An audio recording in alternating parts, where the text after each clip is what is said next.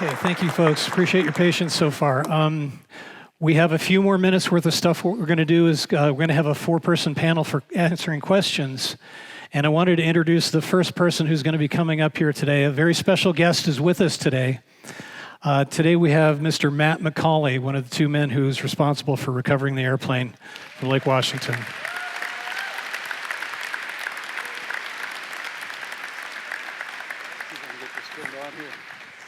Just hold it up against your chin. Testing. Testing. You got it? Hi. Okay, we wanted to get your impressions. So Matt and Jeff were obviously here 2 years ago when we filmed this this video. And so we wanted to get Matt to give us his impressions now that he's seen it. This is the first time he's seen it since it was actually fully complete. And it's painted and it's run and it's flown. And so, what are you thinking? I was blown away, to put it mildly. It looked incredible when we were here in November of 2023 when we shot that video. But seeing it now with the paint scheme, the twin 30s in the back, all the details put in, it's a day and night difference. I mean, 41 years ago, you guys saw the picture, we pulled that burnt center section out of the lake, and in my wildest dreams, it would be incredible if this thing were actually able to fly again. But the odds of that happening were highly unlikely. And then life kind of moved on.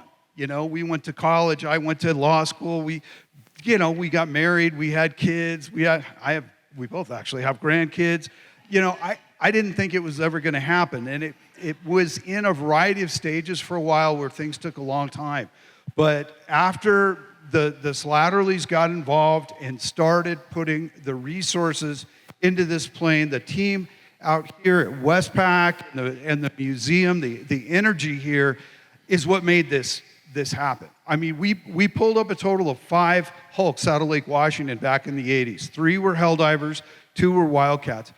None of them are anything like this. The 2 Wildcats are just sitting in a field in Pennsylvania, and the Helldivers, there's one of them that's just being used for parts in the USS Midway museum. It'll never come anywhere near being flying. So the fact that this one is actually not only restored, as an static, but is actually going to be flying is just breathtaking, especially after so long.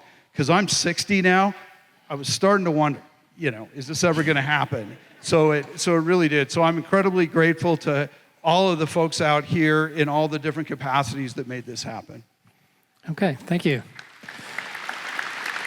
All right. Okay, so I'm here to answer any history questions you may have. We're going to get a microphone out there in just a minute.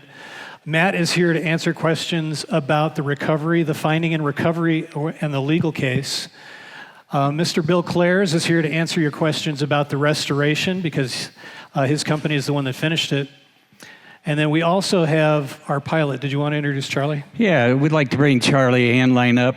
It's very seldom that he gets to talk and explain stuff. I mean, being a test pilot and being able to, do things that he's done in his life is pretty incredible.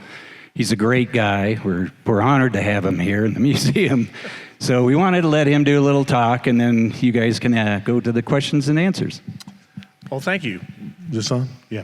My name is Charlie Hainline. A little background on me. I'm an Air Force guy. Sorry about that, to be in the SB2C, but there's a little more to it. I was an A-10 pilot first, which does a lot of dive bombing.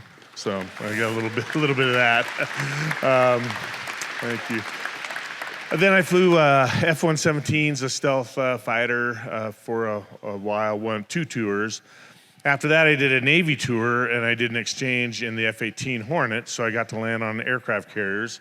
So that gives me a little more street cred, maybe, for a Navy airplane like that. And then flew F-4 Phantoms, believe it or not, for years after that. So anyway, that's my background.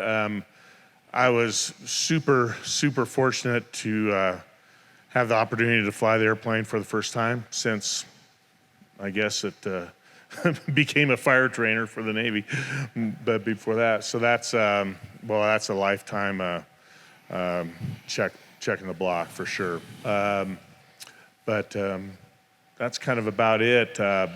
It's a great airplane. All the stuff that Don said obviously is no doubt factual, but really the nuts and bolts of the airplane are really, really incredible. It's a really nice flying airplane.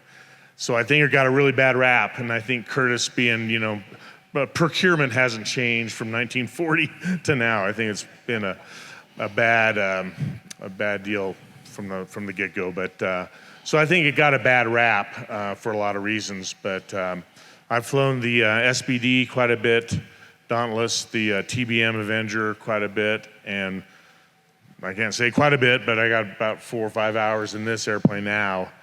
And I gotta say, I'd rather fly that than a TBM any day.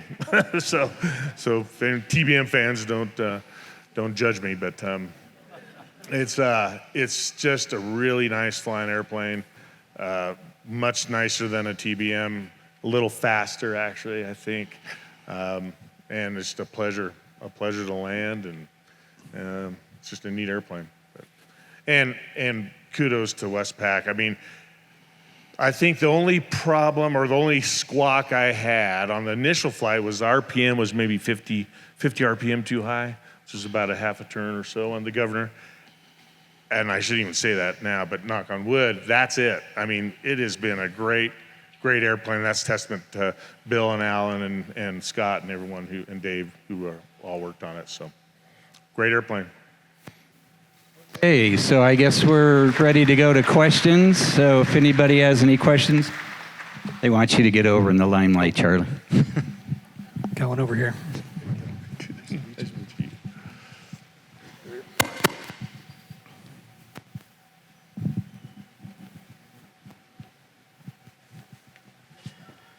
Yes.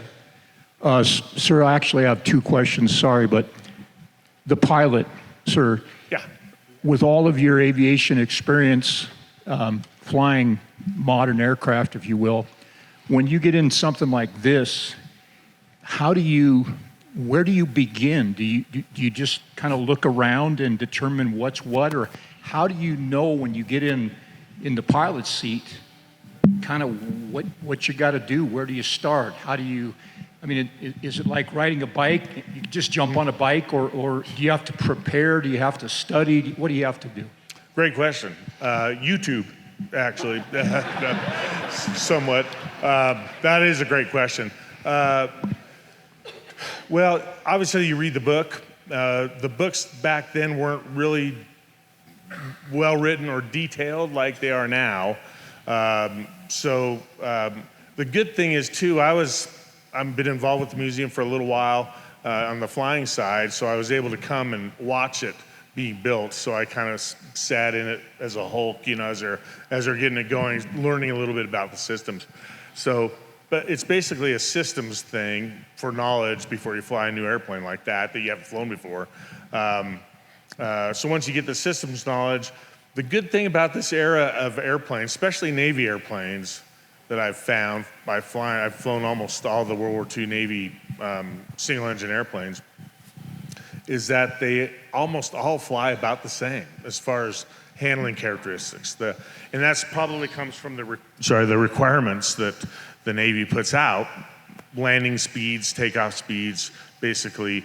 They had to build them for 19-year-olds off the farm to fly them, So as far as this, I don't want to take anything away from me, but as far as the skill involved to fly one, it's really not a special thing. It's a tailwheel airplane, which requires some experience there. But what I did is I learned the systems very well, talked to people that had flown the other 2 that are out there in the world, and got in and went.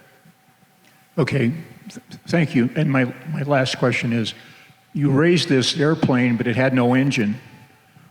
Where did you get an engine? Westpac and the gang did that. This is an R2600. It's a little beefier than probably what was on it, but it's basically a TBM engine. So there was quite a few of those that are left around in the world today. So it was pretty simple to get. Just had to write a big check. Thank you. And just a comment on Charlie, too. Charlie is what we call an N-deeper. He's a nationally designated examiner for all types of these airplanes. So he's probably the #1 guy right now. When I was talking about, getting a recurrency ride, he's doing this all the time, all around the United States and other places. So, next question. Hi there. I'm just curious, what's the history of it, roughly, between when you got out of the water and it got here? Like, when did it get to Westpac? When did you start working on it? Did it sit in the field for years? Just generally, what was its life between those two times? Yeah, I think so. Okay. After we prevailed in the lawsuit, we had a guy contact us that seemed pretty old at the time. He must have been 28 or 29. And he was an A&P, worked for old Northwest Airlines out of Minneapolis. And what had happened is his dad and his uncle used to hunt deer and elk at this place in Utah, and they came across a crash site of another former A-25. So he went in with a, in the late 70s, like 79, 80, Erickson Sky Crane, brought it out with a helicopter. And so he had a starter project. So when he heard about ours in the paper and the aviation press, he got in touch with us right after we prevailed in court and said, "Can I buy it from you?" And we said, "Yeah, sure, that would be great." So he took it and shipped it back to Minneapolis. Well, then in 80, and he started doing restoration. But again, this is a young married guy with a day job working on this on the side. So to say progress was slow would be an understatement, and he'd be the first to tell you that. His name, by the way, is Mike Rawson. He's over in Chandler, Arizona, still a good friend. So we raised 2 more Helldivers with the Wildcats in '87 that were part of the barge load. So he got those from us as well. One was an earlier model, actual SB2C, that was in pretty rough shape. But the other was very similar to this one. It was another A25 turned SB2C-1A. So he bought those. So he plinked around with them for a number of years in Minnesota, a couple of decades. Ultimately, he came to an arrangement with a restoration facility in California. And again, it was very, very slow. So ultimately, he ended up arranging sale to the Slatterleys, and that's when Westpac got involved, and then things really started to happen. Quick favor to ask of Charlie. For all the photographers in the group, when you do your flyby, I assume you're going to do some level at 100 feet or something like that. Can you tip it on a wingtip so we can get a top shot? Yeah. Usually, in the past, what I've done, and it's a lot based on what tower will let me do, because it's Colorado Springs Municipal Airport. It's unfortunate, but so International Airport. International, yeah, sorry, yeah. So what they'll let me do is just kind of low approaches. So I'll come down. I'll probably be taking off probably to the south. So I'll probably be coming around from the west in a right kind of base turn pattern. So I'll be able to turn pretty steep on that and give you some plan form, if you will. I guess that's what you want. But there's some constraints I have, Southwest Airlines and everything else, trying to land too. So, but yeah, I will be able to do that to a point, and I'll probably do a pass with all the gear and the flaps down, all configured, kind of like it would come across the ramp to a carrier type landing. But yep. Anybody else? Yeah, this is for Mr. McCauley. So this was your first battle with the federal government, and you retrieved 4 more aircraft. Did you have to go to court? No. Well, it's a funny story. The precedent had been set with respect to these particular tight circumstances with the decision that was rendered in '85 in Judge Kugnauer's court. So when we went out and did the other ones in '87, that was already pretty well established. Great, wonderful. But there was a problem. The problem was the state of Washington. The state of Washington saw us enjoying ourselves and having a good time and doing something cool. So what's their reaction going to be? Our capital is Olympia. Somebody in Olympia who was elected from the city of Seattle ended up introducing a bill whereby everything on the bottom of Lake Washington is now the property of the state of Washington, which is why there have been no aircraft salvaged off the bottom of the lake since 1987. There's a PB-4Y2 down there, a PV-2, 2 wrecked Avengers, a Wildcat that was in a crash, SNJ, a Martin PBM-5A Mariner that the Navy tore the tail off of when they tried to salvage it back in the early 90s. The nose 250 caliber machine guns out of that. I don't know anything about where those went. But yeah, it's really sad that, so any other abandoned aircraft down there would belong to the state of Washington, which has added another layer of complexity. So that's why you haven't seen anything else come out since '87. Any other questions? Okay, so we're going to get this flight. Oh, sorry. And I think you have one in the back, Bill. And for the pilot, why did the Navy go from like this blue on the Helldiver to gray on the F-18s? Well, that's a good question. There's a lot of study on camouflage from the early days to now. A lot of the color of the airplane is set up for when it's sitting on the carrier too. So you don't want a real bright white airplane. Probably if the whole thing was gray, that'd be the best color for, you know, air to air kind of up in the sky type stuff. But when it's sitting on the carrier, it's be white and you can see it probably for miles. So it's kind of, this is kind of a combination, and Don, you may be able to answer that better than me, but this is probably a combination between the two evils of being sitting on an aircraft carrier not being seen, or looking up at an airplane from the ground or from the sea up into the sky. So that's why the bottoms are kind of gray, but the wings are blue on the bottom because they're folded up on the carrier. That's exactly right. For that reason. So Yep. It's a great question. And then I guess the Navy doesn't care anymore because they know they're not worried about people sneaking up on them and seeing them from the sky. Yeah, World War II was the end of the visual period, so combat was all visual back then. Now it's all electronic. It's over the horizon. You're destroying enemies before they even know you're over the horizon. And so camouflage gray is just convenient, and it's an all-around, like Charlie says, it's all-around camouflage. But back then, you notice he talked about the wings. So the outer portion of the lower wings is the intermediate blue, and that's so that it's less visible while it's on the deck of the carrier. Mm-hmm. And you notice the carrier decks were also painted blue. So they're supposed to blend in with the ocean and then the carrier deck. So yeah, he's exactly right. Mm-hmm. Okay, good. This is a question for the pilot. Would it be possible for me to fly in it with you? That's the third time we've been asked that. Yeah. That's a question for the lawyers. Yeah, right. Yeah, not my airplane. Yeah, I just wanted to thank the museum for such a great talk. This question is for Don. You mentioned something about dive bombing becoming more tactically obsolete after World War II. Can you speak on how this aircraft was used by the other countries that inherited these aircraft tactically, knowing that dive bombing was just becoming something of the past? I know that it was used extensively in the French Indochina War, but if you could just speak on that, and I'm very interested to hear. Sure. So with the introduction of the Dash 4 and the Dash 5, the airplanes had hard points for rockets. And the slide that I had up there with the Hellcats and the Corsairs, it showed the Corsair shooting off the rockets.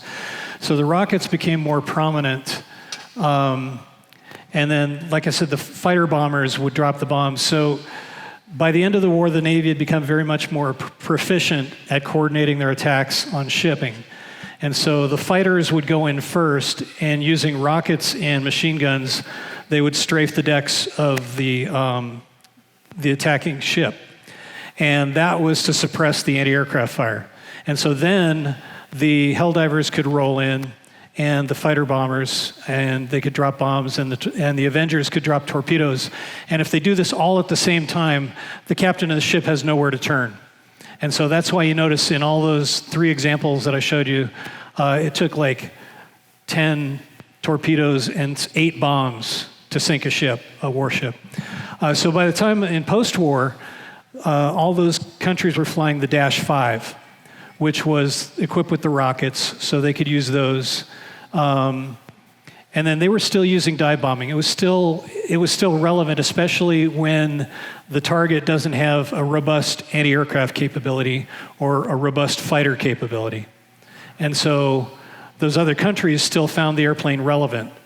The Navy and the Army by that time had completely gone away from dive bombing. They were going to specialized attack aircraft at that point, like the Sky Raider. So it was still relevant in certain circumstances. Question for Bill. How long did it take to restore the aircraft, and how many man hours did it take? And are there before and after pictures? I believe we worked on it for about 4.5 years. The plane was here, I think, longer than that, but I believe we were working on the P-38s at that time, so I guess I could go in and ask my office manager, but she's not here. So I'll just say a lot of hours, a lot of money, and a lot of time. Anybody else have a question? Here's one, Bill. Okay. The nickname Helldiver, was that an early designation reflecting its bad reputation, or Helldiver for its good reputation later on in its life?